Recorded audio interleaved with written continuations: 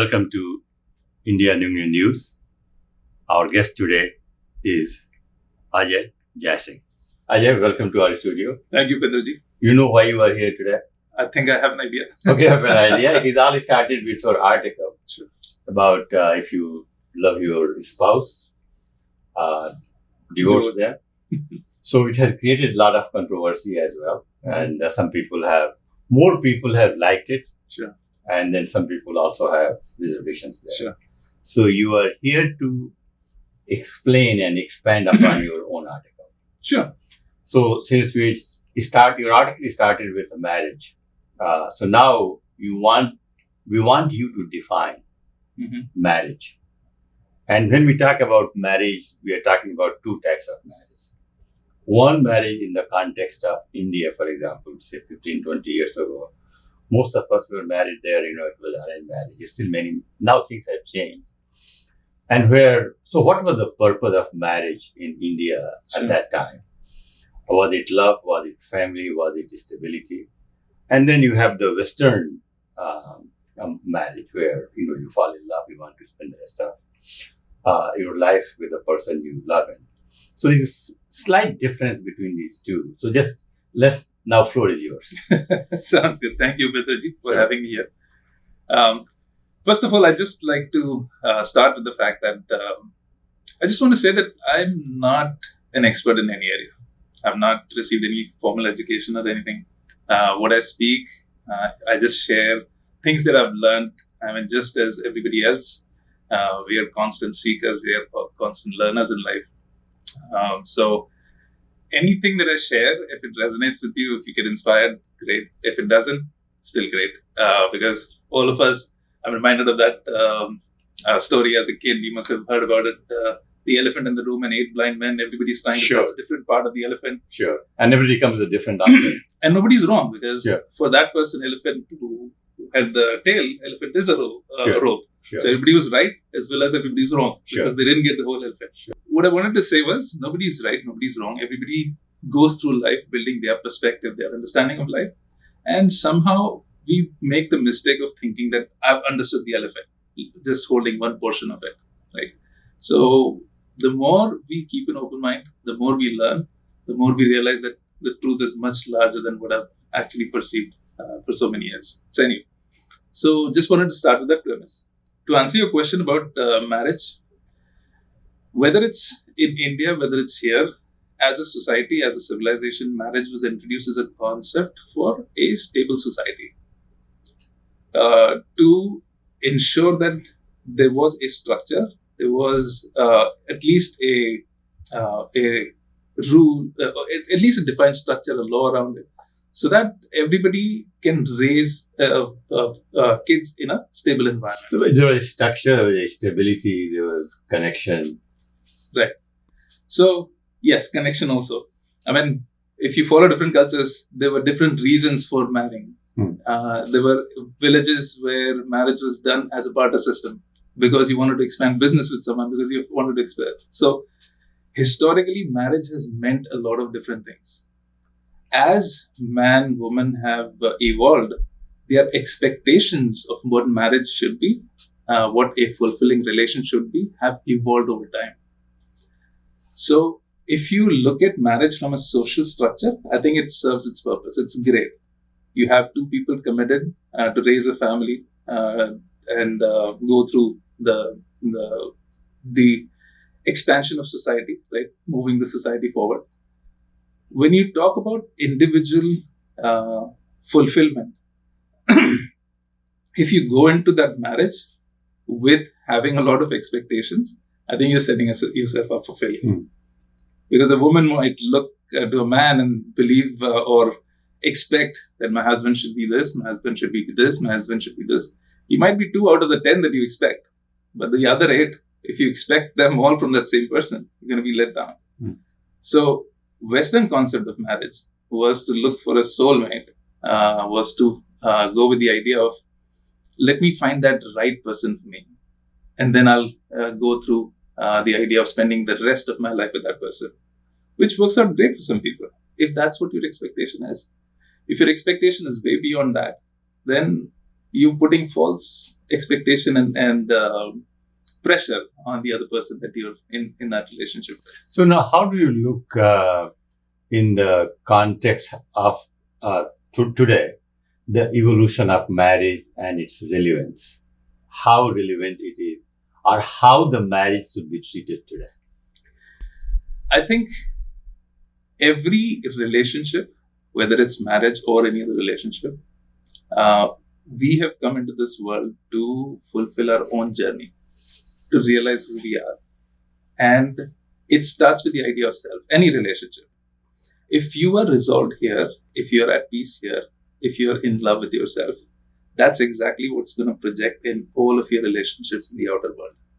Be it your spouse, be it your any relationship, your friends, your siblings, your parents, your uncles, your aunts. Like, you will experience that same happiness because world is nothing but a projection of our own self.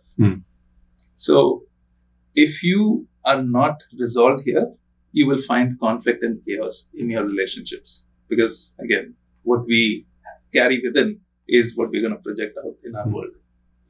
So rule number one is first take care of yourself, right? You start yourself out. Your life starts with you. Your life ends with you.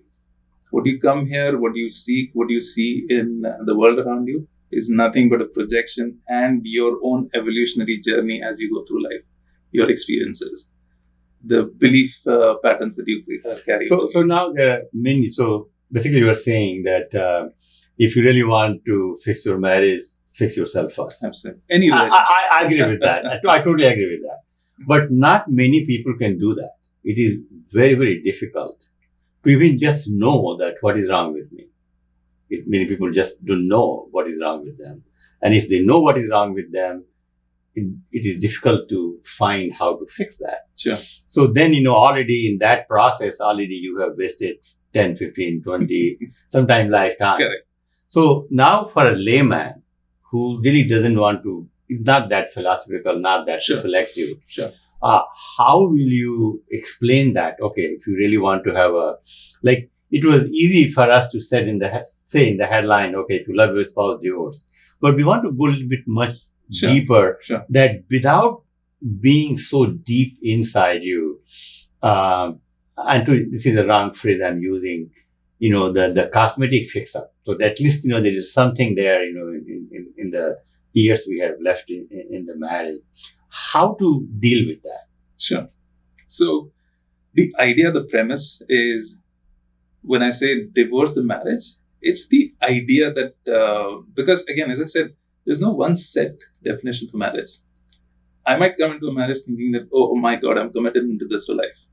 But I can find ways where I can find happiness as I'm going through my marriage life. So the one thing I want to clarify, so when you say divorce in the marriage, you are really not talking about the divorce on the paper and distribution of the property. You are just, basically it is a way to describing. Correct. But you want to have all the things. So divorce the marriage simply means, in simple terms, drop the expectations that come up with it. If you look at your partner as somebody who is in this journey with you, a free soul in this journey who chose to experience this journey with you, it'll transform the way you relate with that person. But for that, you have to be very evolved. You have to be an evolved person. Both spouses have to be very evolved. Sure. And I think, including myself and most of our viewers, I don't think we are very evolved people. We are just common people day to day, struggling with, kids going to school, paying their fee, paying the mortgage, just day to day stuff, and all these things come up. So I want your input and feedback that if, this type of, day to day, rozmarra ki zindagi jo hai ki, the house has to be clean, you're inviting some guests, having some parties. In that context, your suggestion is fantastic. Sure. That is the real solution. That is that's how you solve the problem. But most of us not capable of that. Absolutely. So how to fix that? How to take care of that? Sure. So basic things starts with simple awareness that you have a choice to live every moment the way you want. I'll give you a small example. Let's say, and I go through by the way, the Rosemarra ki Zindagi or I go through the motions of marriage myself. I go through the motions of having ups and downs, having So can conflicts. you talk about your marriage? Little bit, some sort of like what is your experience has been? And Sure. I think you have a love marriage, right? Yes. Okay. So how your marriage dynamics has played, and is that source of your wisdom? So, yes, I would say I've learned a lot through marriage. You mean your my own wife, marriage? Sorry, You have learned a lot from your own marriage. from my own marriage. Sure. With Ajay Jaisingh. With Ajay Jaisingh. Sure. So we grew up together. We were friends, and I think even after getting married, somewhere that friendship stayed with us. The idea, the way we related before marriage, there were moments where we lost that friendship. How long you knew Ajay Jaisingh? So we actually grew up together. Grew together. Went to the same school, had the same kindergarten, from kindergarten. From kindergarten. Oh, excellent! Yes. Had the same friend circle. Our parents lived in the same apartment building. They were family friends. We used to go on vacations together. Did you ever thought that you will marry her? Not at all. Any idea came like as you growing up? There is a very nice ghazal. I think somebody has sung this ghazal ki, "Oh, jawa hone lage to kar liya humse parda." Something like that. But then you never thought. No, so we were always fond of each other as friends. We had a big group of friends. We used to hang out together. We used to go on trips together. And we were always fond of each other. We would take care of each other. But never really thought that we'll end up together. So what was that lightning moment that you said, okay, who was the idea? It was Sneha idea or your idea? I think it was a mutual idea. Mutual idea. Yes. She went on her own life journey. I went on my own life journey. Who did my engineering, came back, did my job, came to the US. But because we were living in close proximity, we were still together. And that bond always stayed like that. In fact, after I came to the US, we started to miss each other because having each other around all the time, our go-to, right? If I want something, I'll go to her. She wants to talk about something, she'll come to me. And there was never any romantic type of feeling over there. So there must be something. There was probably, and we probably didn't realize it at the time. So now, coming in your context, and this is a perfect example for as we start talking about marriage, is so you more or less you were in love or known for such a long time. Yes. A friendship, I should say. Absolutely. And now you are married to the same person. Right.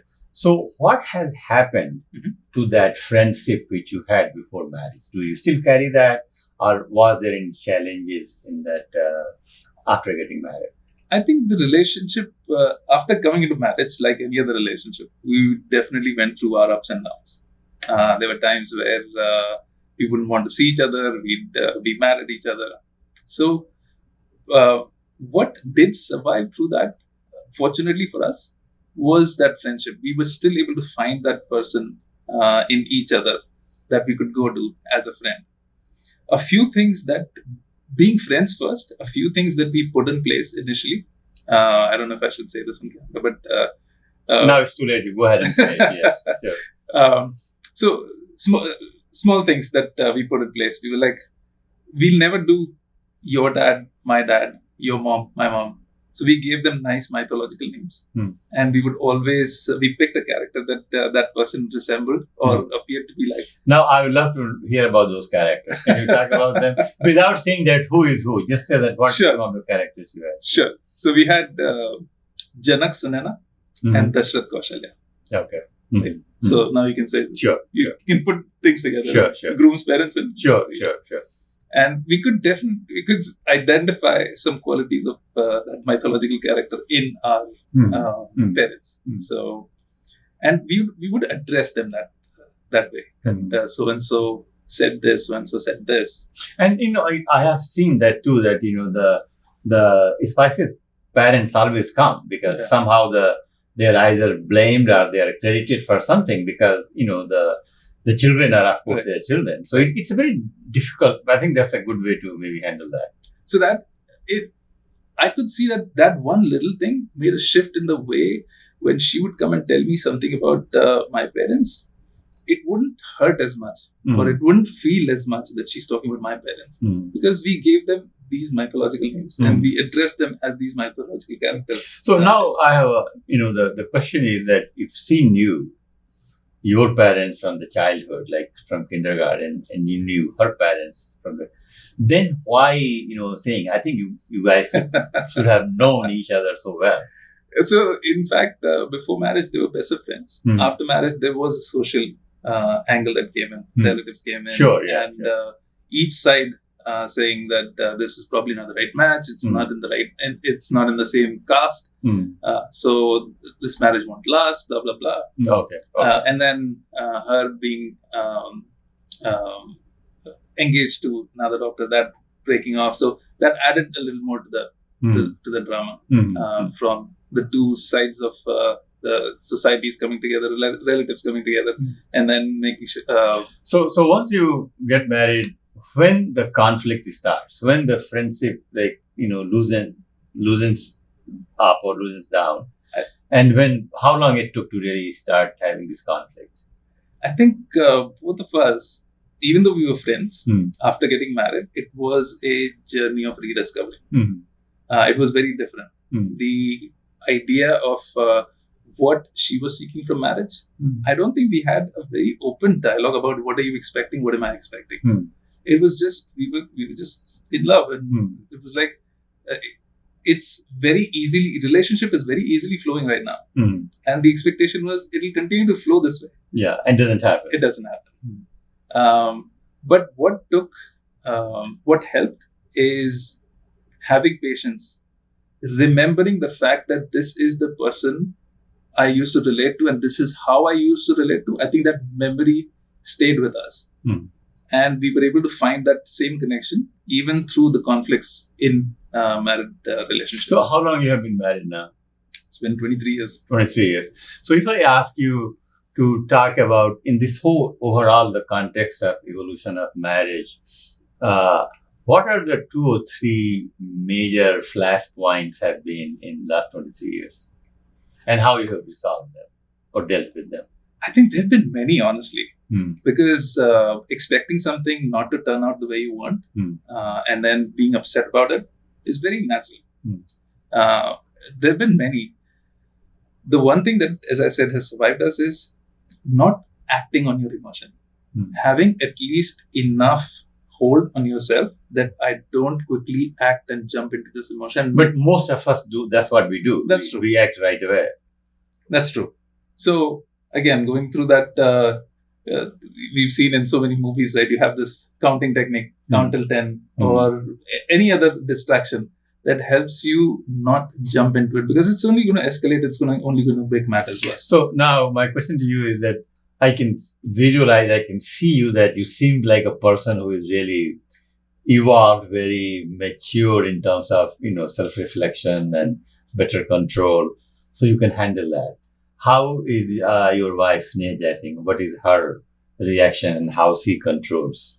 So over time, she has learned to handle it maturely. There have been times where it's been pretty dramatic, and I would typically walk away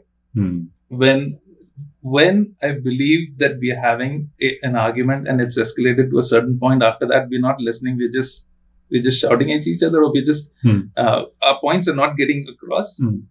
I typically just pull back. So I walk away. So in this scenario, your suggestion, I conclude, is that if there is this type of a heated conflict or argument, one person has to walk away right away. If you get to a point where you have to make an effort to put your point across, that means it's not going through. All the other person is hearing is either blame or either they're defending themselves or they're retaliating. Right. So at that point, it's better to walk away, cool down, and then come back and try to look at it from a different perspective. And what are some of the real conflicting points which you had or other married couple might have? I think it could be as little as मुझे सब्जी तीखी नहीं अच्छी लगती, तुम हमेशा तीखा बना देती हो, तुम हमेशा ऐसा करती हो. Driving, let's say me and my wife are driving and we're going for an important function. I have to think about something, and she calls a friend, and she just keeps talking about with that friend for a long time, and I have something important. So it could be any little thing, but everything starts with an aggravation that you feel with it, right?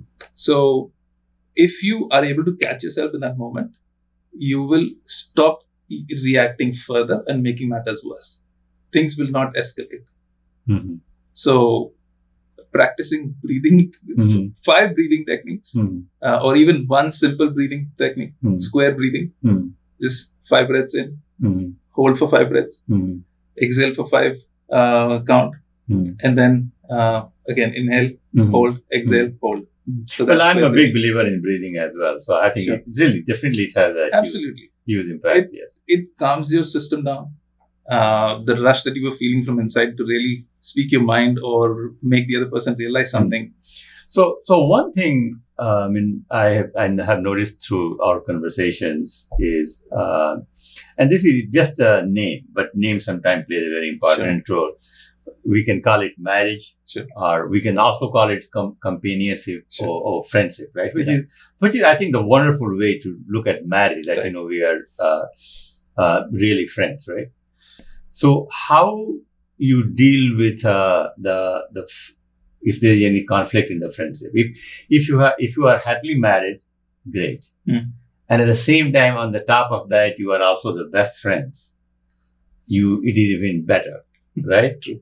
And at the same time, on the top of that, you love each other, you are committed to each other, that is even better. Right. So everything, you guys seem to have all these things. You had love marriage, you have figured things out, childhood, all these things you have, right?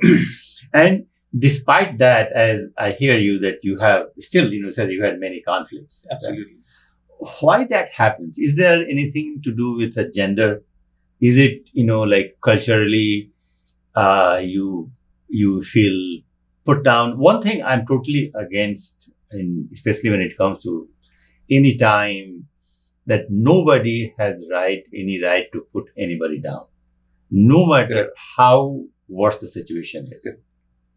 And I have seen in many families and friends also is that when you start putting down a person, that is a gone case. That should not be acceptable. So what has been your experience with either you or, the friends you have seen, how this putting down other person is plays a role? So again, putting down somebody starts with a sense of, I wanted to use the right word, a sense of worthlessness that you feel within. If you don't feel your worth, if you don't feel your own worth, it'll reflect in the way you treat others. You will try to put them down. The more you're at peace with yourself, the better you will treat the other person. Sure, absolutely. One thing I did want to mention that has extremely helped us, having this friendship, we came into this relationship, and early on we were able to get one thing right, is we never defined roles. We never held each other to the definition of a married couple. I never expected, when I would come home, I wouldn't expect that she has to do this, she has to do this, she has to make food, she has to do. We created, or at least tried to create, this environment for each other where you spend the day as you feel is best for you. And I'll do the same for myself. So do you cook? She does most of the cooking. Okay. What about laundry? It's whoever gets to laundry first will do it. So when you do the laundry? I do laundry. Okay. I do every other chore. I can cook. But no, I'm not talking about can cook. Do you cook? So you said you... About 20% of the times. 20% of the time. And what percent of time you do the laundry? About 50% of the times. But that's not bad. What about cleaning the house and other stuff? She has to remind me, but once she does, okay, I do it with full heart. Okay. Time and again, we would still fall back on that the friendship, the way we used to relate with each other, and that I think has carried us through this journey. Has helped both of us evolve, look at marriage, look at where the idea of a commitment, the expectation that comes with it, where it takes you back, because both of you are in it wanting the same thing. Sure. Both of you are in it wanting to bring happiness to the other person, wanting to create an environment for happiness. Then why do we go through moments where we don't feel that, what we actually want to live? And that's where I was going, that happiness is a choice. So I'll give you a small example. So let's say me and Snehal, take my example. We are out. She has to run an errand. I've dropped her somewhere. Right. She said, I'll be back in 5 minutes. I'm waiting for her in the car. She takes 20 minutes instead of 5. Now, if I am not at peace with myself, the motions that I will go through is she doesn't value my time. She doesn't value me. She always does this. She has no respect for, she said 5 minutes, but 20 minutes I've been waiting in this. I can come up with a number of stories, right? But if I catch myself in that moment, if I take a breather, I look at that, I've been given the gift of this 10, 15 minutes extra this time. I close my eyes, I do some breathing exercise, I calm myself. When she comes, she's already feeling guilty that she's made me wait, right? In the first instance, if I just pounce on her, what's going to happen? She'll try to defend first. She'll feel guilty. She'll defend herself. And there's only so much that you can take. And then she'll retaliate. And then we end up in a fight. And then both of us will go home. She goes to her room, I go to my room. And then the day's over. But instead, if I take the moment to really calm myself, to realize that I have this extra time, I can use it for myself. I go through that. When she comes in, she's already feeling guilty. She's saying, sorry, okay. But I'm like, it's okay, that's fine. I had a good time. I'm fine. So suddenly her guilt wipes off. And then she has appreciation for me. Automatically that, because underlying, our nature is to love. Our nature is to be happy. So what are the other tips you use in your marriage? This is a fantastic example. Sure. That have patience, and then, your reactions would be really subdued and nice. So that's good. What else you can advise? I think another thing that personally that has helped us is getting a very, having some dedicated time to be that friend and looking at life and doing a joint exercise where you sit and go through what is it that you seek from life. Having lived all these years, having had so many experiences, what more is left? What is it that will complete life? What kind of experiences? So doing that kind of an exercise, coming up with a bucket list or doing that soul searching. So what will complete me? Have I really found myself? Who am I really from within? So doing that kind of an exercise can really open you up. It can help you see the other person, that this other person is also on his or her own journey and is probably stuck somewhere where I can help, where I can see. Now, I have a very contrarian theory about marriage based again, what I have seen. I grew up in a small village, that culture. So, in my case, and the village I grew up, the concept of marriage it had nothing to do with love. It had nothing to do. It was like a family structure. It was a structure. It was an institution. You marry somebody, you have children, you grow up, then you have grandchildren. So it was just like there was nothing else to this. This was, and then you go get back to. Later on, we don't know what was there in love between this couple in the village, or they really fell for each other. It was just an ego or feudal. No idea what exactly it was, but it was just like an institution for the. I will say for the at that time, during my time, for the 99.9% people, everybody was this there.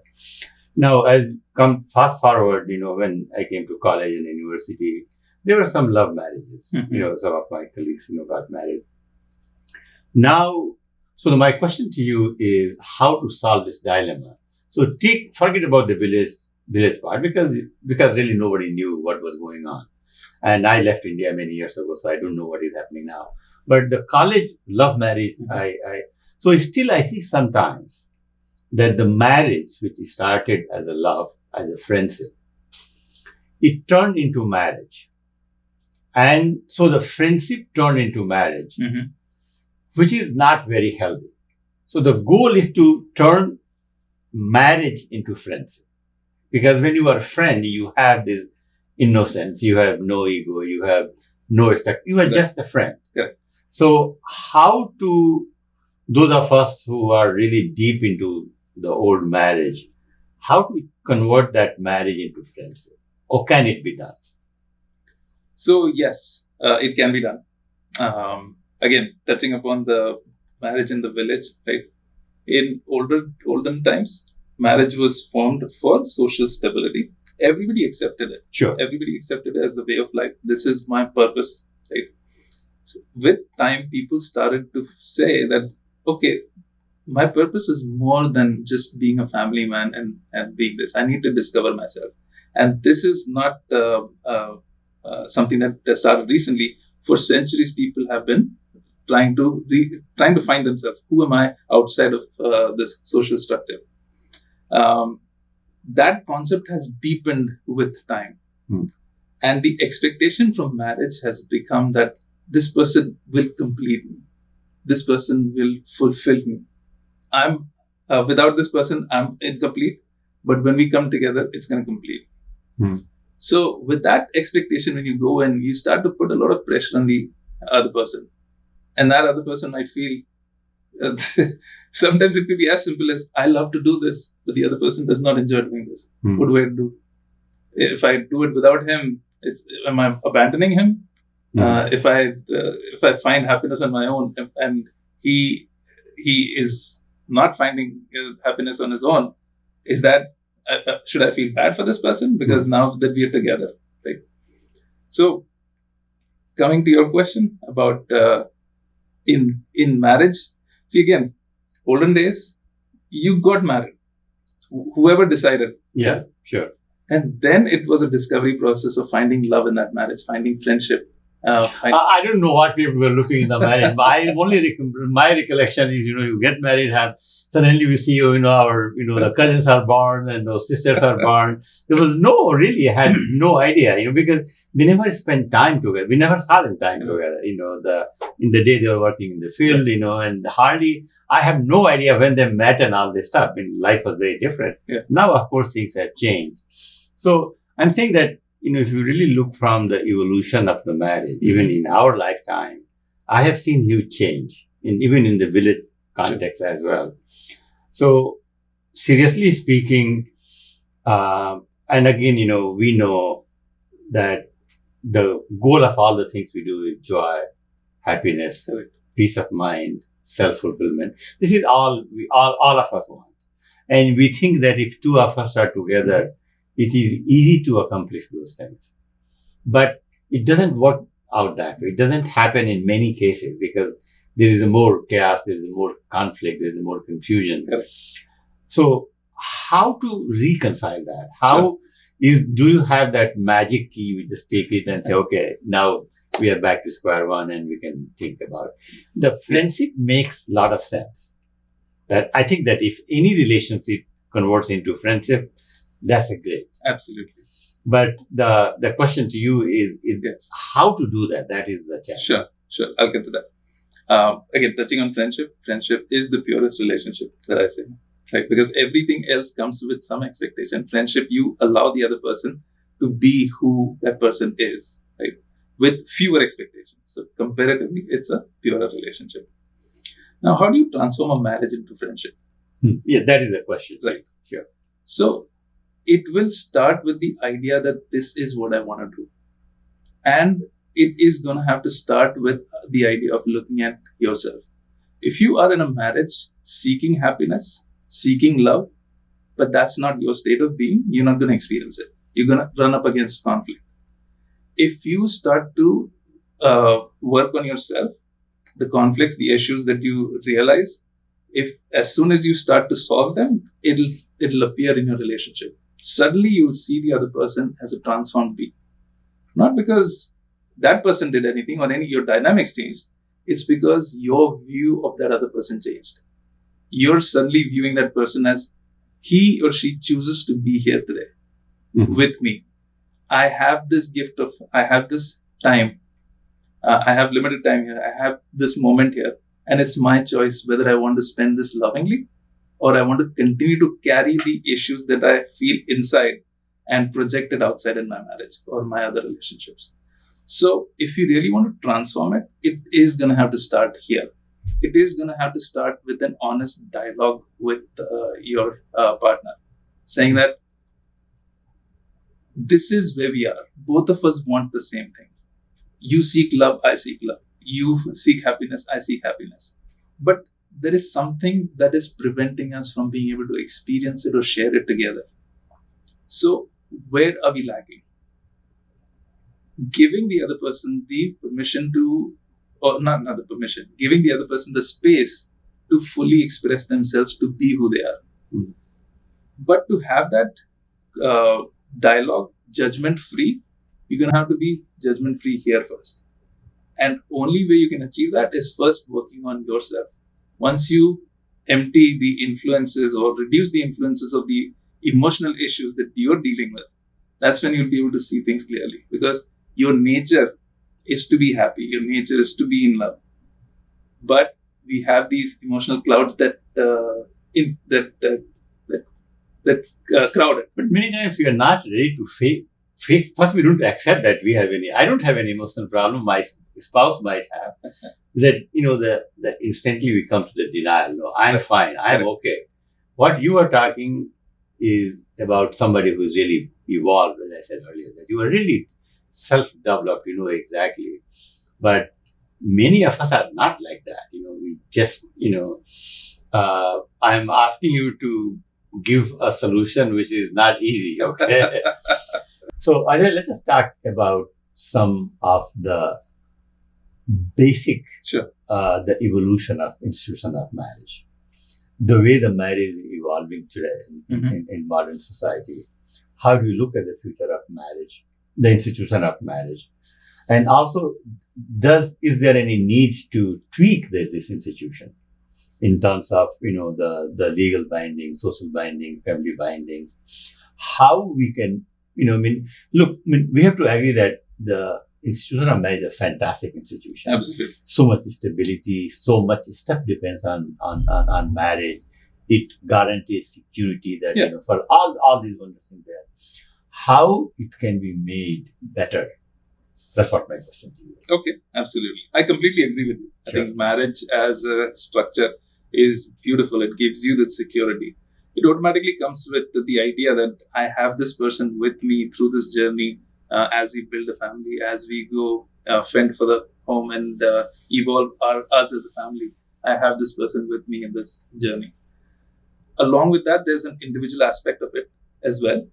And that's where the idea of your individual journey and your journey as a unit, trying to find a balance between this is where societies in different parts of the world, different cultures, different ethnic origins are trying to bump up against a limit and trying to redefine.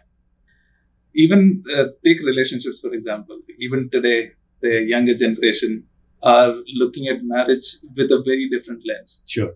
And they are trying to redefine marriage to suit their needs. And where is that need coming from? This need is coming from self-fulfillment. And so the idea of spending a life with someone, having a family, having kids is still very appealing to today's younger generation.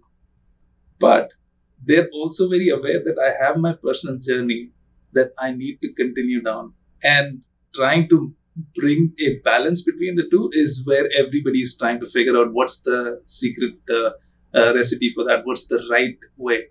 For example, there's a concept of, it's called LAT, living apart together. Mm-hmm.